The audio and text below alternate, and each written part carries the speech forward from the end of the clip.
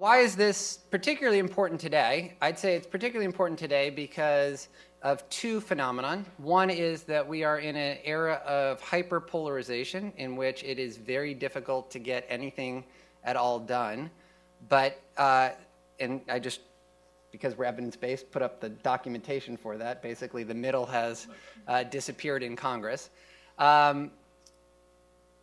What is unique about the effort to drive more evidence-based policymaking is there is at least some bipartisan support for it. So Ron Haskins, who worked for a Republican administration, supports this type of effort. The Obama administration supports this type of effort. Another effort that I'll mention in a little bit, Moneyball for Government, involves a bipartisan group of former policymakers and researchers.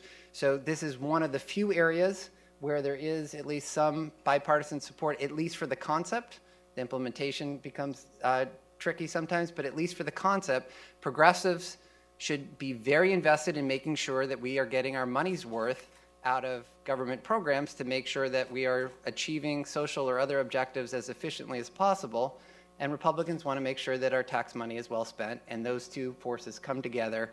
More important today than ever before, given that there's very little that the two parties agree on otherwise.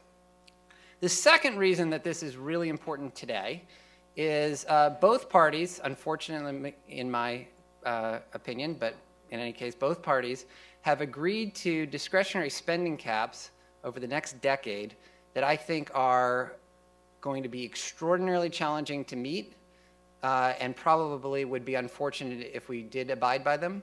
But we have put ourselves on a path where spending constraints will become tighter and tighter. This is a chart from the Center on Budget and Policy Priorities, which shows that if we do achieve we do stick to the caps on non-defense discretionary spending, we are going to be, at least relative to the economy, well below, more than 0.5% of GDP below the lowest level of such spending relative to GDP since 1962 when these data began. So in that context, where there's tighter and tighter constraints on spending, and this is in the discretionary part, but there will also be at least greater attention paid to the mandatory part of the budget also, it makes sense to make sure that you're cutting the stuff that isn't working very well and keeping the stuff and maybe even expanding the stuff that is.